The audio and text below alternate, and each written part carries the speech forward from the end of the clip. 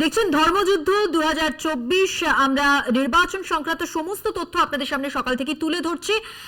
রাজ্যে 11টা পর্যন্ত 3টি কেন্দ্রে ভোট পড়েছে। আপনাদের জানিয়ে রাখি 31.25%, রায়গঞ্জে ভোট পড়েছে 32.51% এবং বালুরঘাটে ভোট পড়েছে 28.11%। দার্জিলিং এ ভোট পড়েছে 32.75%। সব মিলিয়ে শতাংশের হারে বা শতাংশের হিসেবে পরিসংখ্যান অনুযায়ী জানিয়ে রাখলাম এখনো পর্যন্ত, অর্থাৎ সকাল 11টা পর্যন্ত কত শতাংশ হারে ভোট পড়েছে 3টি কেন্দ্রে। আমরা জানি 18তম লোকসভা নির্বাচনের দেশের সঙ্গে সঙ্গে রাজ্যে দার্জিলিং, বালুরঘাট, রায়গঞ্জে ভোট গ্রহণ শুরু হয়ে গেছে সকাল থেকে। শতাংশের হারে আপনাদের সামনে তুলে ধরলাম 11টা পর্যন্ত 3টি কেন্দ্রে কত শতাংশ ভোট পড়ল। 31.23%।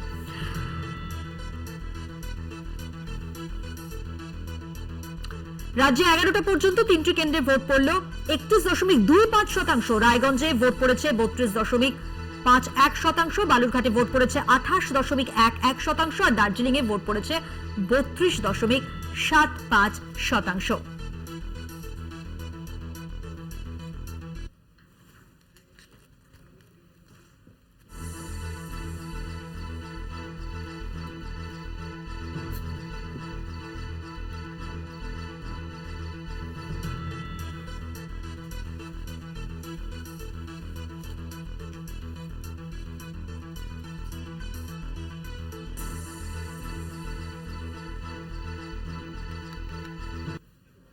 যে খবর নজর রাখবো, বাগডোগরার 39 নম্বর বুথ, সেখানে ছাপ্পা ভোটের অভিযোগ। কেদারনাথ প্রাইমারি স্কুলে ভোট দিতে যান পুষ্পা শর্মা, আর ভোট দিতে গিয়ে জানতে পারেন যে তার ভোট হয়ে গিয়েছে, অর্থাৎ ভোট গ্রহণ হয়ে গিয়েছে। তার ভোট কেন্দ্রে গিয়ে জানতে পারেন পুষ্পা শর্মা। দেখছেন সেই ছবি, ভিডিও হলে পুষ্পা শর্মা ছবি আপনারা দেখতে পাচ্ছেন। তিনি ভোট দিতে গিয়েছিলেন, ভোট গ্রহণ কেন্দ্রে গিয়ে দেখেন ছাপ্পা ভোট পড়ে গিয়েছে।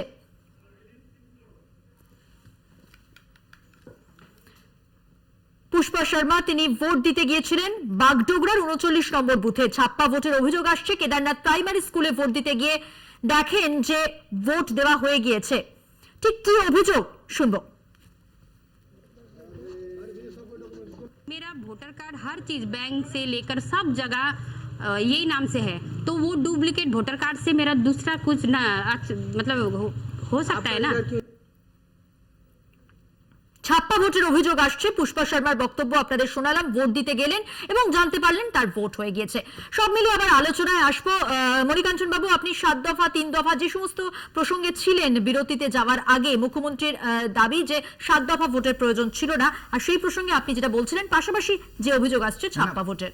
প্রশ্নটা 7 দফা ভোটের ছিল না, প্রশ্নটা ছিল যে বালুরঘাটে গঙ্গারামপুরে ঝামেলা হচ্ছে কেন, এটা ছিল প্রশ্ন।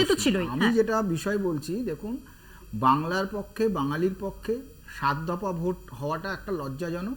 কারণ এখানে একটা সারা ভারতবর্ষব্যাপী আমাদের যে একটা প্রতিচ্ছবি, ইমেজ তৈরি হয়েছে যে বাঙালি মাত্র মিছিল মিটিং বেশি করবে, রাজনীতি নিয়ে আলোচনা করবে, সারাদিন রাজনীতি করবে, আর ভোটের সময় মারকাট হবে। এটা একটা বাংলার প্রতিচ্ছবি সারা ভারতবর্ষে সিপিএম, পরবর্তীকালে তৃণমূল কংগ্রেস এটা তৈরি করতে পেরেছে। এখন আমি যেটা বলতে চাইছি যে কেন বালুরঘাট আর কেনই বা প্রথম দফার কোচবিহারের ক্ষেত্রে আমরা দেখেছি উদয়ন গুহ তিনি উত্তরবঙ্গের উন্নয়ন মন্ত্রী, সুতরাং তার মন্ত্রিত্বকে রাখতে হবে। তার মন্ত্রিত্ব ছবি প্রতিচ্ছবিকে ঠিক রাখার জন্য উনি যতগুলো যে উনি ইচ্ছাকৃতভাবে করেছেন। ঠিক একই কেস হচ্ছে এক্ষেত্রে বিপ্লব মিত্র ক্রেতা সুরক্ষা দপ্তরের মন্ত্রী, তার মন্ত্রিত্ব পদ রাখতে হবে। মন্ত্রিত্বের জন্য এই যে অধ্যত্ব, এই অধ্যত্বের উত্তরই কিন্তু বাংলার জনগণ দেবে যে এত অধ্যত্ব আসছে কোথা থেকে। আমি বারবার বলছিল না, ইতিহাসের কোশ্চেন, সব কিছু মিলিয়েই অধ্যত্ব। যে আপনার ওএমআর সিট আপনার 7 বছর রাখার কথা, আপনি 2016 অ্যামেন্ডমেন্ট করে 1 বছরের মধ্যে সব ওএমআর সিট পুড়িয়ে দিলেন। না, আমি বলছি কেন বলছি, বিষয়টা হচ্ছে অধ্যত্বের, বিষয়টা এসএসসির নয়। এখানেও যে ইলেকশনের সময় যে ঝামেলাটা হচ্ছে, উদয়ন গুহ যেটা করেছে, আজকে বিপ্লব মিত্রের জায়গাতেও যেটা হচ্ছে অধ্যত্ব, যে আমার ক্ষমতা আছে, আমি যা ইচ্ছা তাই করি। আচ্ছা, বেশ, বোঝা গেছে। আপনি বলুন। হ্যাঁ, এটা গরুর রচনা নয় যে সব রচনা একরকম লিখতে হবে। প্রশ্ন হচ্ছে, এটা প্রসঙ্গ হচ্ছে পোলিং নিয়ে, সে পোলিং নিয়ে আমরা কথা বলি। আজকে দেখুন, আপনারা যেখানে গঙ্গারামপুর যে বুথগুলোতে গন্ডগোলের ছবি সকাল থেকে আমরা দেখতে পেলাম, সেখানে কিন্তু আপনারা দেখুন কোনো স্থানীয় লোকজন তারা কিন্তু এই অভিযোগ জানাচ্ছেন না। যে এখানে তারা ভোট দিতে পারছেন না বা কিছু, যেখানে যা গন্ডগোল হচ্ছে সুকান্ত মজুমদার তাদের তারা করে বেড়াচ্ছেন যে তোমরা এখানে দাঁড়িয়ে আছো। মানে একটা কর্মীরা যা করে, উনি একটা নেতা হয়ে ওনাকে সেই কাজগুলো করতে হচ্ছে যে ভোটের ক্যান্ডিডেট হয়ে। ওনার দলের কি সংগঠন নেই, কোনো নেতাকর্মী নেই যারা গিয়ে এই কাজগুলো করতে পারে? আমরা দেখছি সকাল থেকে টেম্পারমেন্ট হারাতে, কারণ উনি অলরেডি বুঝতে পেরে গেছেন যে উনি পরাজিত হবেন। ভোট সাধারণ লোক দেয়, ভোট কোনো মন্ত্রী দেখে দেয় না, ভোট সাধারণ মানুষ উন্নয়ন দেখে দেয়। তার এরিয়ায় কি কাজটা হয়েছে, রাস্তা, জল, লাইট, যে যা ড্রেনেজ পরিষেবা, যা যা পরিষেবা পাওয়ার কথা ছিল, আজকে যে গ্রাম দত্তক নিয়েছিলেন ডক্টর সুকান্ত মজুমদার, সেই গ্রামের কি খবর? আমরা তো যদি সেই গ্রামটায় ঢুকি, গ্রামটার নাম মনে আছে? সেই গ্রামটার নাম আমি মনে করে বলছি, সেই গ্রামের রাস্তা তো জরাজীর্ণ অবস্থা। যে বালুরঘাটে যে গ্রামটা সুকান্ত মজুমদার দত্তক নিয়েছিলেন, যে কাজ করেনি তাকে তো ভোট দেবেন না মানুষ। যিনি কাজ করবেন, যিনি কাজ করেছেন, উন্নয়নের কাজটা করেছেন, যে প্রকল্পগুলো রাজ্য সরকারের বাড়ি বাড়ি পৌঁছে দিয়েছেন, ভোটটা মানুষ তাকেই দেবে। তো আজকে ফলস্বরূপ তাই হচ্ছে। আমরা যেখানে যা দেখছি যে মানুষের বহিঃপ্রকাশ সামনে চলে আসছে, যেখানে যেখানে তারা হারবে, পরাজিত হবে, সেই শঙ্কা আগে থেকে তাদের কাজ করছে যে 4 তারিখের ভোটের বাক্স খুললেই তো আমরা আর এক্স এমপি হয়ে যাব। এই ঘটনা তো আজকে আমরা দেখতে পাচ্ছি। কাজ না করার অভিযোগ জয়দি বললেন, এই প্রসঙ্গে আসবো অবশ্যই, কিন্তু এখন যে খবরে নজর রাখবো, নির্বাচন সংক্রান্ত সমস্ত খবর, সমস্ত আপডেট আপনাদের দিচ্ছি। ময়নায় বিজেপি কর্মীর দেহ উদ্ধার হয়েছে। মামলা হাইকোর্টে খুন করে ঝুলিয়ে দেওয়ার অভিযোগ পরিবারের। মামলা দায়েরের অনুমতি, পুলিশ ময়না তদন্ত করবে, ভিডিওগ্রাফি করতে হবে। আগামী 2 দিন পরিবারকে দেহ সংরক্ষণ করে রাখতে হবে, এমনটাই বললেন বিচারপতি জয় সেনগুপ্ত। সোমবার মামলার পরবর্তী শুনানি। খুন করে ঝুলিয়ে দেওয়ার অভিযোগ পরিবারের, পরিবারকে দেহ সংরক্ষণ করে রাখতে হবে বললেন বিচারপতি জয় সেনগুপ্ত। পুলিশ ময়না তদন্ত করবে, দেহ সংরক্ষণ করতে হবে, এমনটাই নির্দেশ। বিচারপতি কি বলেছেন আপনাদের জানিয়েছি। পাশাপাশি জানিয়ে রাখি, ময়নায় বিজেপি কর্মীর দেহ উদ্ধারে মামলা হাইকোর্টে, খুন করে ঝুলিয়ে দেওয়ার অভিযোগ পরিবারের।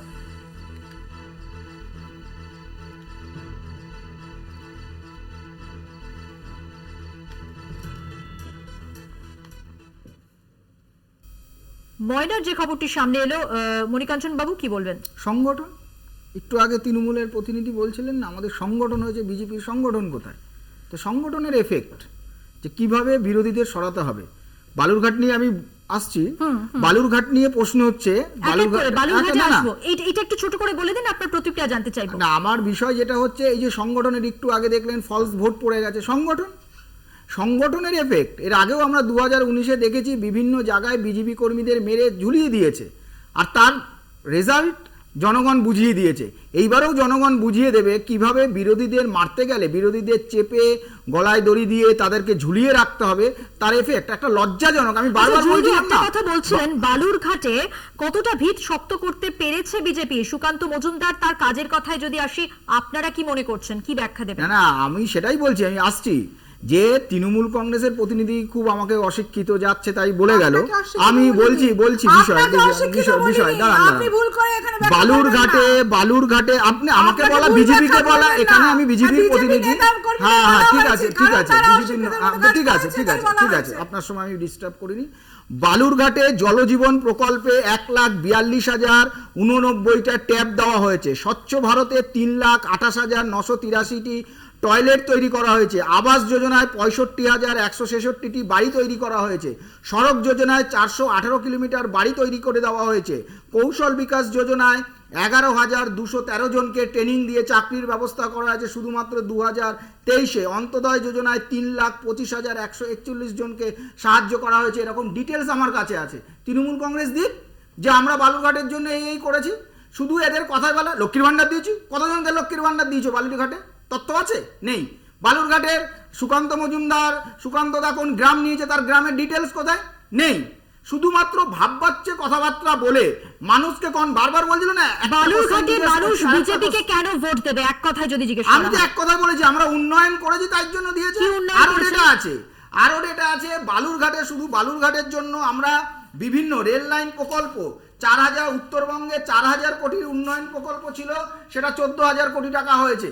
14,000 কোটি টাকা আমরা করেছি, রেল রাস্তা তৈরি করেছি। ন্যাশনাল হাইওয়ে 12, তার শুধু এই ন্যাশনাল হাইওয়ের জন্য 1,986 কোটি টাকা বরাদ্দ করা হয়েছে এবং সেই কাজ হয়েছে। আপনারা যদি উত্তরবঙ্গে যান দেখতে পাবেন প্রত্যেকটা ক্ষেত্রে। যদি উন্নয়নের কথা বলছেন মণিকাঞ্চন বাবু, ছোট করে একটু বলুন কি বলতে চাইছেন। দেখুন আমি বলি যে খুব ভালো কথা, উন্নয়ন যদি করে থাকেন তাহলে আপনাদের তো টেনশন কোথায়? সুকান্ত মজুমদারের তাহলে এত টেনশন করার তো সকাল থেকে কোনো কারণ নেই। যদি উনি এত উন্নয়ন করে থাকেন নিশ্চয়ই মানুষ তাকে ভোট দিয়ে সেখানে জেতাবেন। তিনি শুধু তো বিজেপির প্রার্থী নয়, তিনি রাজ্যের সভাপতি, তিনি কাজ করবেন, কেন্দ্রীয় সরকারের থেকে প্রকল্প নিয়ে আসবেন, সেটা স্বাভাবিক, বাংলার মানুষ তো চাইছে। কিন্তু কথাটা হলো যে আজকে আবাস যোজনার টাকা কে বন্ধ করেছিলেন? এই ডক্টর সুকান্ত মজুমদার বন্ধ করে দিয়েছিলেন, বলেছিলেন আমি ফোন করলে তবেই ছাড়া হবে টাকা। আমি আপনার সঙ্গে কথা বলিনি, আপনি অসভ্যতা করবেন না, আপনি অসভ্যতা আমি করবেন না, আপনি কথা বলছেন না, আপনি অসভ্যতা করবেন না, আপনার সময় আমি ডিস্টার্ব করিনি। যদি বলেছেন শেষ করুন। না না না না না না, আপনি এখানে আপনি তত্ত্ব দিন, আপনি তত্ত্ব দিন, লোককে কনফিউজ করবেন না, লোককে তত্ত্ব কনফিউজ করবেন না। না না, আমি আমার কথাই বলছি, আপনি তত্ত্ব দিন, আপনি তত্ত্ব বলছেন। আপনি বললেন কেন বালুরঘাটের যে গ্রাম নেওয়া হয়েছে? না লাভ নেই, আমার সাথে চিৎকার করে লাভ নেই। বালুরঘাটের সেই গ্রামের কথাটা বলুন, বালুরঘাটের সেই গ্রামের কথাটা বলুন। যদি বলুন মনিকাঞ্চন বাবু বিরত থাকুন, একটু বিরত থাকুন, আসবো আপনার কাছে, আসবো আপনার কাছে, আসবো। যদি বলুন মনিকাঞ্চন বাবু বলতে দিন, মনিকাঞ্চন বাবু বলতে দিন, বলতে দিন বলুন। যে গ্রামটি সুকান্ত মজুমদার দত্তক নিয়েছিলেন, তারপর সেই গ্রামের কি চেহারা, সেই গ্রামের রাস্তার কি চেহারা বলুক সাধারণ মানুষ। ভোট দেবেন তো তার আগে। আচ্ছা, আমরা যে প্রসঙ্গে আছি নিশ্চয়ই ভোট দেবেন, না উন্নয়ন হলে ভোট দেবেন। একটা খবর নিয়ে নেব, সন্দেশখালীর খবর, যদি একটু বিরত করছে, একটা খবর নিয়ে নেব। সন্দেশখালীর খবর, সিবিআই তল্লাশিতে মিলেছে আগ্নেয়াস্ত্র। কেন্দ্রীয় বাহিনীকে সঙ্গে নিয়ে সিবিআই এর তল্লাশি এবং আগ্নেয়াস্ত্র মিলেছে, এমনটাই খবর আসছে। তৃণমূল নেতার আত্মীয়ের বাড়ি থেকে উদ্ধার আগ্নেয়াস্ত্র, এমনটাই খবর মিলেছে। সন্দেশখালীতে তৃণমূল নেতার আত্মীয়র বাড়ি থেকে আগ্নেয়াস্ত্র উদ্ধার। 5ই জানুয়ারি খবরের শিরোনামে সন্দেশখালী, সেখান থেকে একে একে শিবব্রত এবং পাশাপাশি উত্তম সর্দার, শেখ শাহজাহান সবাইকে গ্রেফতার করা হয়েছে। ইতিমধ্যেই সন্দেশখালী নিয়ে যা যা খবর আসছে, সেখানে আজকে যা জানতে পারা যাচ্ছে যে আগ্নেয়াস্ত্র উদ্ধার হয়েছে তৃণমূল নেতার আত্মীয়র বাড়ি থেকে। সঞ্জিত চক্রবর্তী টেলিফোন লাইনে রয়েছেন, কথা বলবো, আরো বিস্তারিত জানবো। সঞ্জিত, কি খবর রয়েছে এখনো পর্যন্ত? দেখো, সন্দেশখালী কাণ্ডে প্রথম অর্থাৎ বিশেষ করে আগ্নেয়াস্ত্র উদ্ধার হয়েছে, যেটা আজকে সাত সকালে যেমন সরবরিয়া আগারাটি গ্রাম পঞ্চায়েতের যে মল্লিকপুর রয়েছে, সেখানে কেন্দ্রীয় বাহিনীর সঙ্গে নিয়ে 10 জনের সিবিআই আধিকারিকরা যখন তল্লাশি করতে যায় এবং সেখানে হাফিজুল খাঁ এবং সক্রিয় তৃণমূল কর্মী তার বোনাই অর্থাৎ আবু তাহের মোল্লার বাড়িতে তার বাড়ির মেঝে খুঁড়ে বেশ কিছু আগ্নেয়াস্ত্র এবং বোমা উদ্ধার হয়েছে। ইতিমধ্যে ঘটনাস্থল ঘিরে রেখেছে বাড়িটি, পাশাপাশি এবং বিদ্যুৎ দপ্তরের কর্মীরা গেছে সেখানে গিয়ে এলাকা ঘিরে রেখেছে, পাশাপাশি যাতে কোনো রকম ভাবে কোনো ঘটনা যাতে না ঘটে সেটা এলাকাটায় যথেষ্ট তৎপরতার মধ্যে প্রশাসন কিন্তু নড়ে চড়ে বসছে। ইতিমধ্যে তুমি জানো শেখ শাহজাহান ইতিমধ্যে জেলে বাজাতে রয়েছে, শিবপ্রসাদ হাসা, উত্তম সর্দাররা। তারপরে এই সন্দেশখালীতে যে 5ই জানুয়ারির পর আজকে 26শে বিশেষ করে এপ্রিল, এই দীর্ঘ তদন্তের পরে এই প্রথম কোনো সন্দেশখালীতে তৃণমূল কর্মী বাড়ির থেকে আগ্নেয়াস্ত্র উদ্ধার হয়েছে এবং বাড়ির মেঝে করে ইতিমধ্যে সেই মেঝে করার কাজ করা হয়েছে। সেখানে যে বস্তা ছিল সেই বস্তার মধ্যে বেশ কিছু আগ্নেয়াস্ত্র, কিছু বোমা। সূত্রটা যদি একটু বলো, তৃণমূল নেতার আত্মীয়ের বাড়ি থেকে তুমি বলছো যে আগ্নেয়াস্ত্র উদ্ধার হয়েছে, কিভাবে এই খবরটা এলো? দেখো, ইতিমধ্যে তুমি জানো যে হাইকোর্টের নির্দেশে পুরো তদন্তভার অর্থাৎ সন্দেশখালী তদন্তভার সিবিআই নেওয়ার পর থেকে কিন্তু সিবিআই কিন্তু একের পর একদিকে তোমার নারী নির্যাতন সহ বিভিন্ন যে জমি দখল একাধিক যে অভিযোগ হচ্ছিল, সিবিআই নিজস্ব যে পোর্টাল ছিল সেই পোর্টালে অভিযোগের ভিত্তিতে লাগাতার সিবিআই কিন্তু এই সন্দেশখালীর বিভিন্ন জায়গায় প্রতিদিন প্রায় না কোনো না কোনো আধিকারিক সেখানে তদন্তে যাচ্ছে। আজকে সকালবেলায় কিন্তু সিবিআই তরফ থেকে যা তাদের কাছে একটা গোপন সূত্রে খবর দেওয়া অর্থাৎ সিবিআই তরফ, সেই খবরের ভিত্তিতে কিন্তু আজকে 7 সকালে কিন্তু আধিকারিকরা বাহিনী নিয়ে যখন এই খায়ের বাড়িতে তৃণমূল কর্মীর বাড়িতে হাফিজুল খায়ের বাড়িতে যায় এবং সেখানে তার বোনাই অর্থাৎ সেই তৃণমূল কর্মীর যে বোনাই ছিল আবু তাহের মোল্লা, তার বাড়িতে যখন তল্লাশি করতে যায় তার মেঝে খুঁড়ে যে বস্তা পাওয়া গেছে, যে বস্তার মধ্যে বেশ কিছু আগ্নেয়াস্ত্র, কিছু বোমা পাওয়া গেছে। এখন বোমাগুলো কিন্তু নিষ্ক্রিয় কিনা সেটাও তদন্তকারীরা একবার দেখে নিতে চাইছে এবং ইতিমধ্যে কিন্তু এই ঘটনায় এলাকায় যথেষ্ট চাঞ্চল্য ছড়িয়েছে। 5ই জানুয়ারির পর লাগাতার যে আন্দোলন গোটা রাজ্য দেখেছে, তারপরে এই প্রথম কোনো তৃণমূল কর্মীর আত্মীয়র বাড়ি থেকে আগ্নেয়াস্ত্র উদ্ধার হয়। রীতিমতো কিন্তু চাঞ্চল্য জড়িয়েছে। পাশাপাশি কেন্দ্রীয় বাহিনীকে সঙ্গে নিয়ে সিবিআই আধিকারিকরা তল্লাশি জারি রেখেছে। এছাড়া বিদ্যুৎ দপ্তরের আধিকারিকদের খবর দেওয়া হয়েছে, বিদ্যুৎ কর্মীরা সেই বাড়িতে গেছে, বাড়িতে সেই জায়গায় প্রোটেকশন অর্থাৎ তার নিরাপত্তায় যাতে কোনো রকম মানে দুর্ঘটনা না ঘটে সেই জায়গাটাকে তারা দেখছেন। এবং এই যে আগ্নেয়াস্ত্র পাওয়া গেছে সেই আগ্নেয়াস্ত্রগুলো কি সক্রিয় না নিষ্ক্রিয় এটাও তদন্তকারীরা একবার দেখে নিতে চাইছে। সবটাই তদন্ত সাপেক্ষ। আপাতত তোমাকে ধন্যবাদ সঞ্জিত, পরবর্তী সময় আরো আপডেট নেব। কথা বললাম আমাদের প্রতিনিধি সঞ্জিত চক্রবর্তীর সঙ্গে। আপনাদের জানিয়ে রাখি, সন্দেশখালী 5ই জানুয়ারি বারবার যে তারিখটার কথা মনে আসছে, সেই দিন থেকে আজ অব্দি সন্দেশখালী খবরের শিরোনামে এবং শিবু হাজরা, উত্তম সর্দার, শেখ শাহজাহানের পর কিন্তু যা যা আপডেট প্রত্যেক মুহূর্তে খবর আসছে সন্দেশখালী থেকে, যা আপনাদের সামনে তুলে ধরছে। আগ্নেয়াস্ত্র উদ্ধার হলো তৃণমূল নেতার বাড়ি থেকে, মেঝে খুঁড়ে এই প্রথমবার আগ্নেয়াস্ত্র উদ্ধার হলো কারোর বাড়ি থেকে। এই সংক্রান্ত আরো খবর নিয়ে ফিরছি এবং অবশ্যই রাজনৈতিক ব্যক্তিত্ব যারা রয়েছেন তাদের প্রতিক্রিয়া জানবো একটা ছোট্ট বিরতির পর। কোথাও যাবেন না, সঙ্গে না।